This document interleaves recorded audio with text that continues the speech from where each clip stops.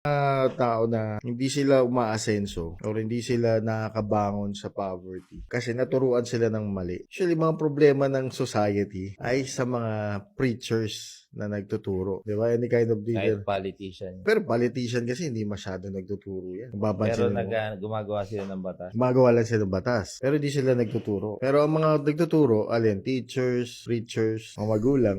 So sa mga preachers, tinuturo kasi ng mga preachers na huwag kang umalis sa lugar mo. Dapat matuto kang umasenso sa sarili mong bansa o sarili mong lugar. Kasi nga, ayaw nga nila na umalis ka kasi yung building nila nandun lang. Parang narinig ko yun bro hindi kalooban ng Diyos na mangibang bansa. Parang ganun ang tono no? Yun talaga yung sinasabi nila. Buti sana kung optional ginawang batas Hindi will na Lord pagka abroad, matik yun. Kaya siguro nga, merong hindi magandang mangyayari kapag hindi mo kasama yung pamilya mo. Ayun yung ginagawa nilang defense. Pero pwede mo naman isama yung pamilya mo. Pagka meron ka ng budget masasama mo yung pamilya mo. Pero hindi lang naman sa ganun na tema Kasi, for example, hindi mo kailangan mag-ibang bansa masyado para makita ng opportunity. Katulad yan, tayo, nakakita tayo ng opportunity outside the city. Kahit saan ka magpunta Hindi mo nga kailangan lumabas ng bansa. Pero okay lang, lumabas ng bansa. Hindi ko naman sinasabi na. Katulad sinasabi ng ibang tao na huwag ka lumabas ng bansa. Paano kung muna doon yung opportunity mo? Diba? O nasa ibang bansa opportunity mo. Yung will pala ni God sa'yo, nandun sa ibang bansa. Pwede ka naman bumalik no? So, ang point ko is, in order for people to get out of poverty, kailangan nila hanapin yung opportunity na binibigay sa kanila ni God.